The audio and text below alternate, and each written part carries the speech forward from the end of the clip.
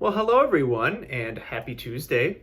As you can tell, I've recently had a birthday, and I'm now 30 years old. So some of the office staff are very nice and decorated for me in here. So it's Tuesday.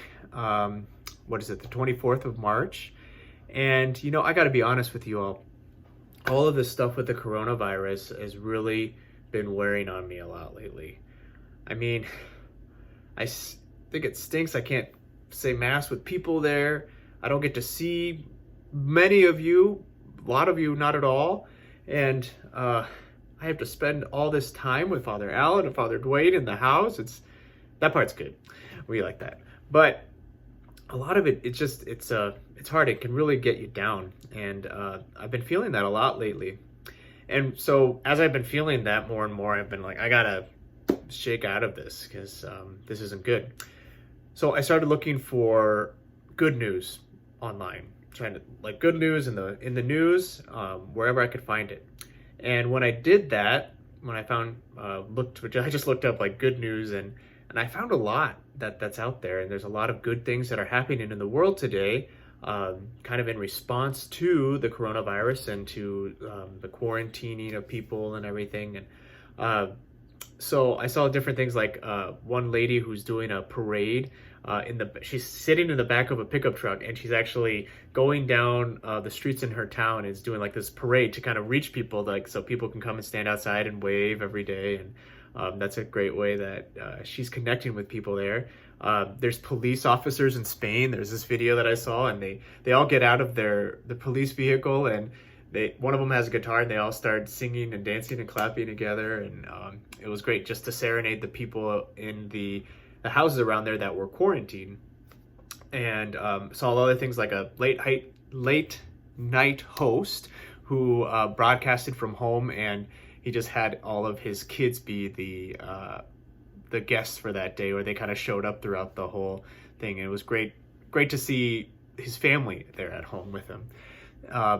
Not to mention a bunch of companies who are giving a lot of money to the efforts to prevent the spread of the virus, people that are giving their employees more benefits, or they're paying them even if they have to stay home. It's just a lot of good that is happening out there, and it can be hard to see, especially with all the bad news and all the news of how this is spreading, and kind of all the worry and anxiety that can bring.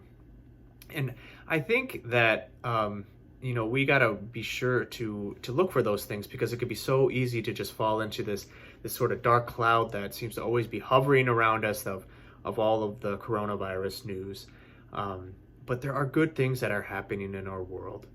And I kind of thought about all of this as I reflected on our first reading for today from the book of Ezekiel. In it, we see Ezekiel being shown this vision of the temple. And the angel of the Lord takes him outside to the front of the temple, where he sees this little trickle of water that's coming out from underneath the foundation of the temple.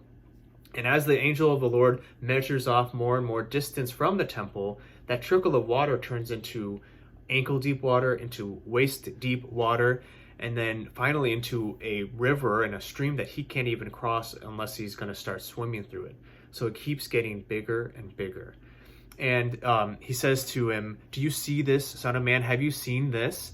And he's showing him that this water, this trickle of water from the temple, grows to becoming this life-giving stream that really is meant to figuratively flow out into the whole world and give life, the life of God, the life of worship coming from the temple, that flows out to the whole world, giving it life-giving water.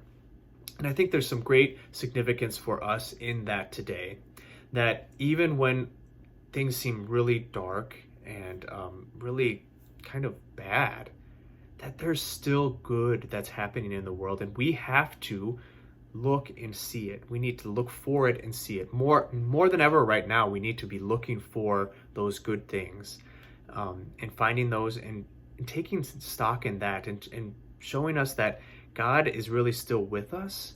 He's not left us, and his grace is working in many different ways. And we can look at that as in our houses, in our families, and our relationships there. So my encouragement to you today is to look around and find those small blessings that you find in your daily life. Maybe it's an interaction with one of your kids or one of your family members, or maybe it's someone you're calling for the first time in a long time because you have extra time on your hands. But look for those ways that God is sending grace into your life, because He is. We just have to look for it.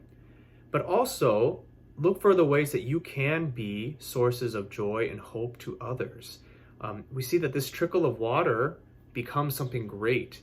And it doesn't take much for us to be those small trickles of grace in other people's lives.